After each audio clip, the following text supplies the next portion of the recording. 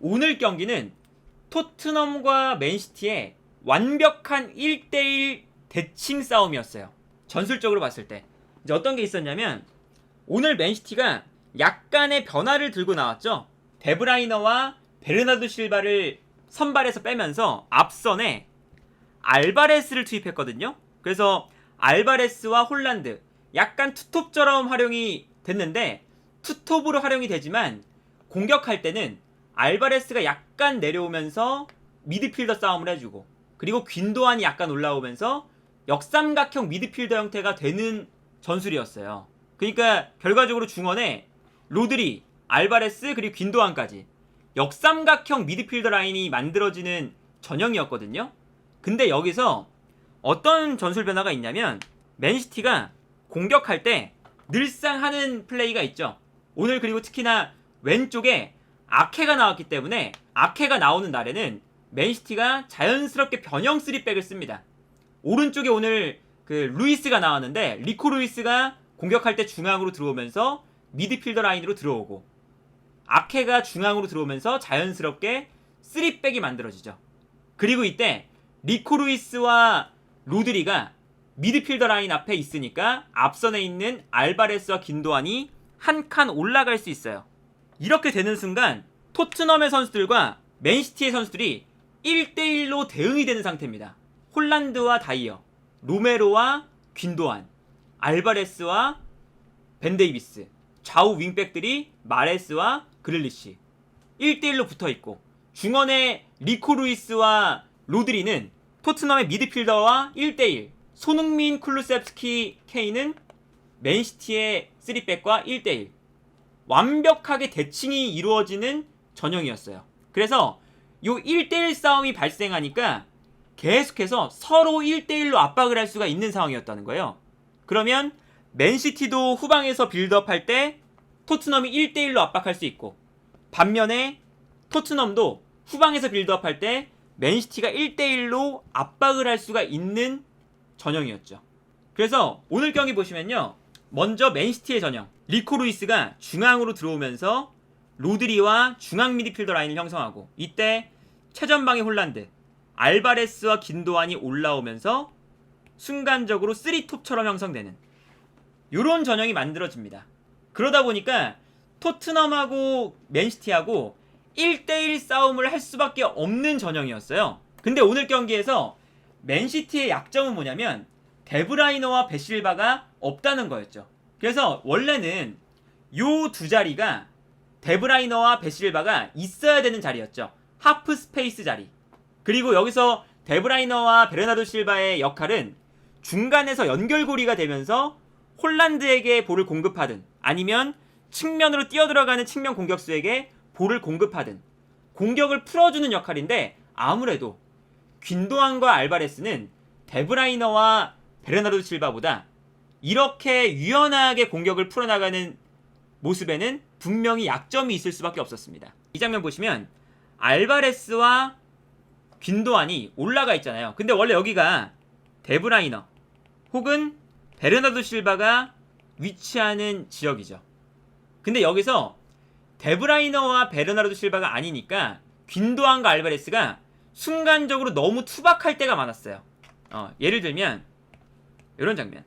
이 장면도 보시면 맨시티가 리코 루이스가 중앙으로 들어오면서 로드리와 중앙 미드필더 라인 형성하고 이때 홀란드 옆에 이제 알바레스와 이제 여기선 이제 귄도안이 측면으로 나가 있고 그릴리시가 중앙으로 들어와 있는 상황인데 여기서 이 안쪽에 있는 알바레스가 공격을 풀어주는 유형이 아니다 보니까 이 안쪽으로 패스를 넣어줬을 때 너무나 투박하게 볼을 빼앗기는 장면이 많았죠.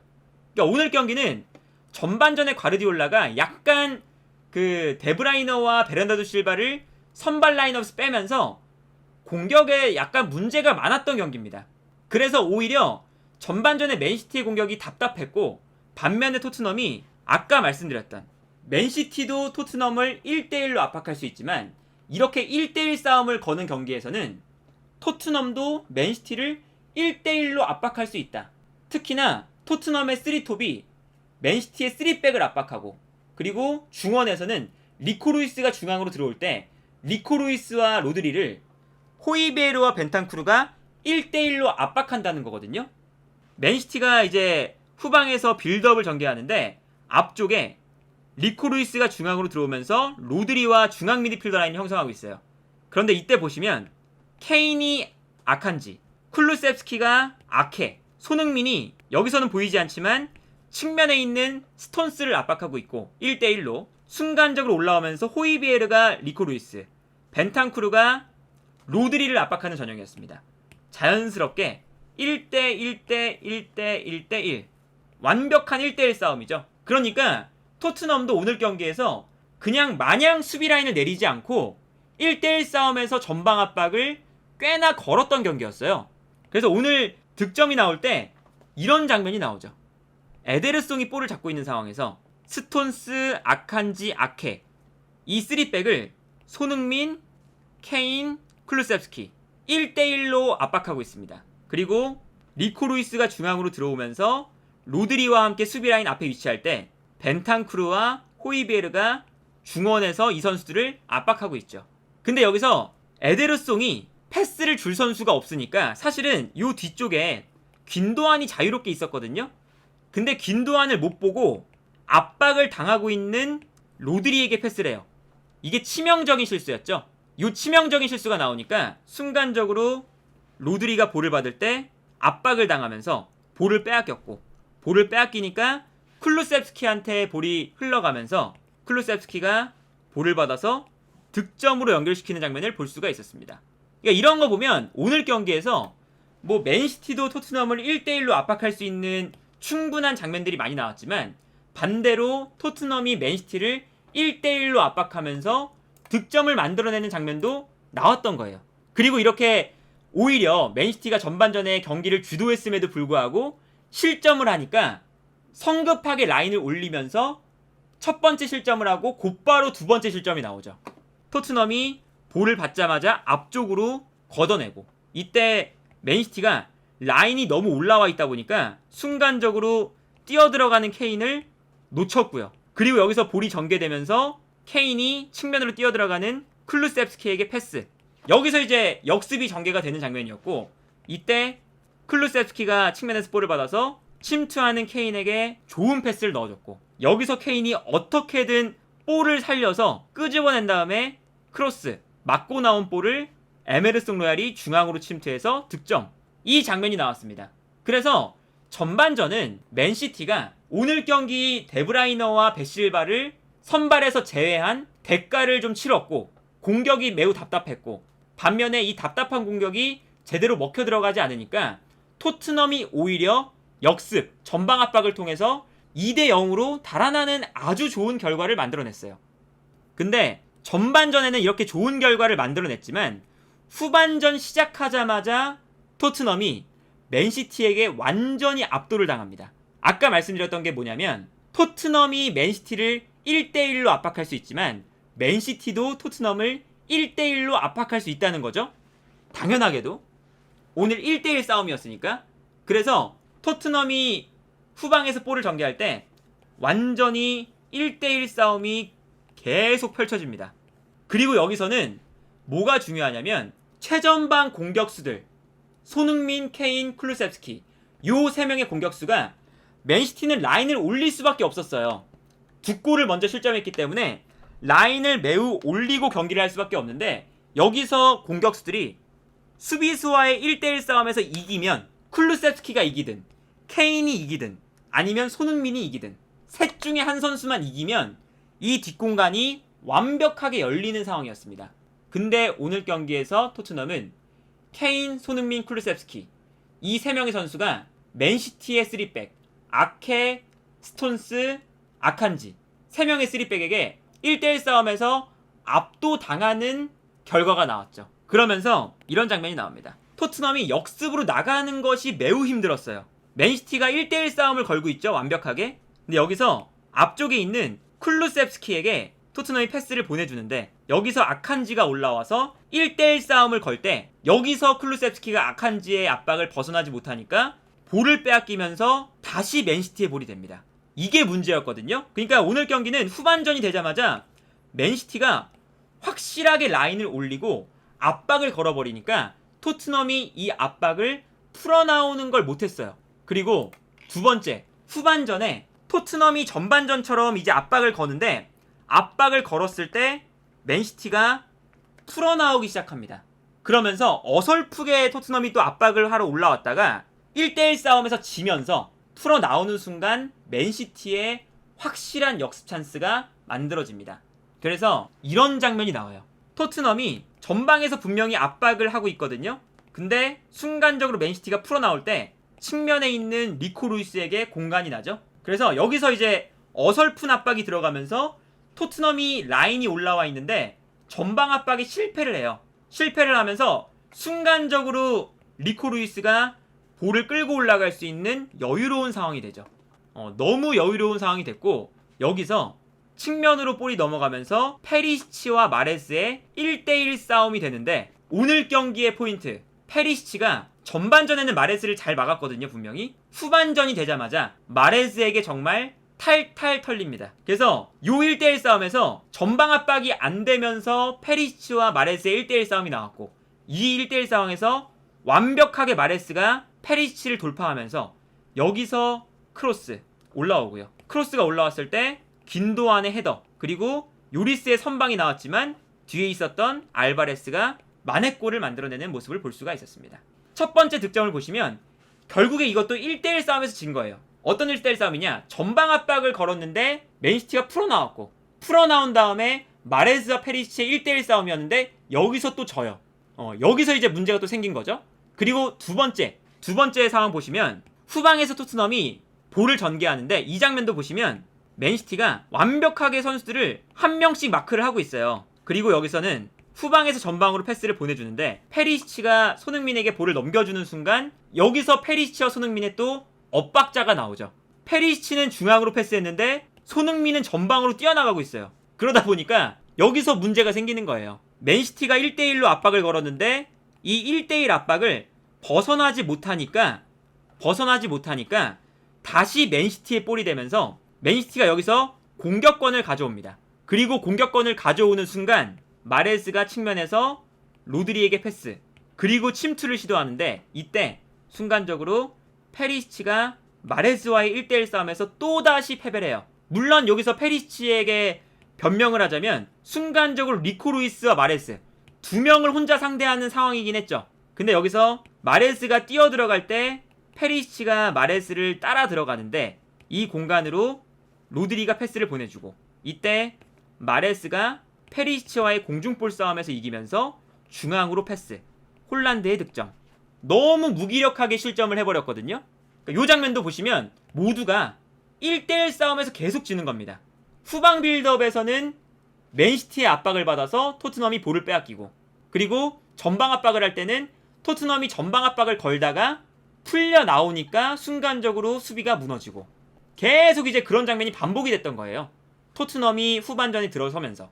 그리고 세 번째 골도 페리시치가 또 관여가 되죠. 로드리가 반대편에 있는 마레스에게 패스를 넘겨주는 상황인데 페리시치가 수비를 위해서 중앙으로 들어와 있다가 뛰어나가는 상황이죠. 근데 뛰어나갔을 때 마레스의 볼을 제대로 못 끊어냅니다. 그러면서 마레스가 페리시치를 완벽하게 돌파를 해냈고 여기서 마레스가 돌파 그리고 슈팅을 통해서 득점.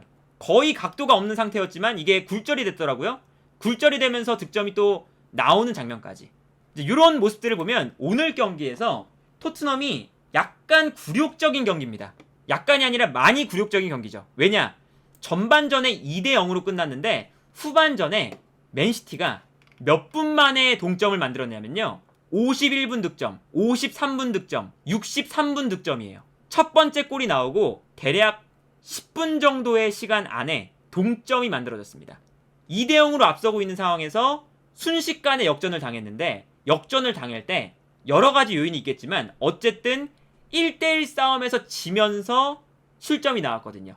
전방 압박했는데 풀려 나온다거나 역습으로 나가는데 압박에 막혀서 공격권을 내준다거나 그리고 결정적으로 마레스와 페리시치의 1대1 싸움에서 페리시치가 마레스에게 완벽하게 돌파를 당한다거나 이 1대1 싸움에서 완벽하게 패배했다는 게 약간 토트넘에게는 매우 굴욕적이고요. 그리고 뭐 마지막 실점은 토트넘이 무리하게 올라오다가 이제 랑글레의 실수로 나온 거니까 이것도 사실은 좀 뭐 굴욕적인 장면이지만 토트넘이 마지막에 라인을 올렸다가 한 번의 패스, 이 패스가 들어갔을 때 랑글레가 이 롱패스를 제대로 볼터치를 못하면서 흘리고 마레스가 너무나 여유롭게 1대1 찬스, 그리고 여기서 득점을 만드는 장면. 이 장면도 결국에는 토트넘이 실수로 나왔으니까 이것도 약간 굴욕적인 장면이고, 토트넘이 전반전에 그래도 요 이제 맨시티와의 1대1 싸움에서 몇 차례 이기는 모습을 보여주면서 분명히 기분 좋게 시작했는데 후반전에는 완벽하게 다른 경기가 전개되면서 너무나 굴욕적인 결과를 맞이할 수밖에 없었다. 이거는 사실은 전술적인 차이도 있고요, 선수 개인 기량 차이도 있어요. 이건 매우 복합적인 문제라고 봅니다. 전술적으로는 이제 콘테가 어쨌든 1대1 싸움에서 우위를 가져갈 수 있는 전술적인 시스템을 못 만들었다는 게 문제고, 개인적인 능력은 어쨌든 오늘 뭐 토트넘의 3톱이 맨시티의 3백에 완벽하게 막혔다, 그리고 뭐 페리시치가 마레스에게 완벽하게 뚫렸다, 이런 거 생각하면 개인 기량에서도 완벽하게 뒤처진 경기였거든요. 토트넘 입장에서는 오늘 경기의 결과가 너무나 안 좋은 거죠. 전술적으로 선수 개인적으로도 모두 다 진 경기니까 정말 총체적인 난국이다. 그리고 오늘 경기를 토트넘이 지면서 다음 경기가 풀럼과의 경기거든요, 리그 경기가. 그런데 다음 경기에서 풀럼전을 지면 풀럼과 토트넘의 순위가 바뀔 수가 있습니다. 이제는 다음 경기에 토트넘이 6위로 떨어질 수가 있게 됐어요. 그리고 브라이튼이 토트넘보다 2경기를 덜 치렀는데 승점 3점 차이예요. 충분히 따라가고 역전을 할 수 있는 승점 차이죠. 그리고 브렌트포드도 토트넘보다 1경기를 덜 치렀는데 승점이 4점 차이입니다. 승점 1점 차이까지 따라갈 수 있는 승점 차이고, 리버풀도 마찬가지입니다. 2경기를 덜 치렀는데 토트넘하고 승점 5점 차이예요. 이러면 리버풀도 나머지 2경기를 승리하면 토트넘을 순위에서 역전할 수 있는 기회가 생겼어요.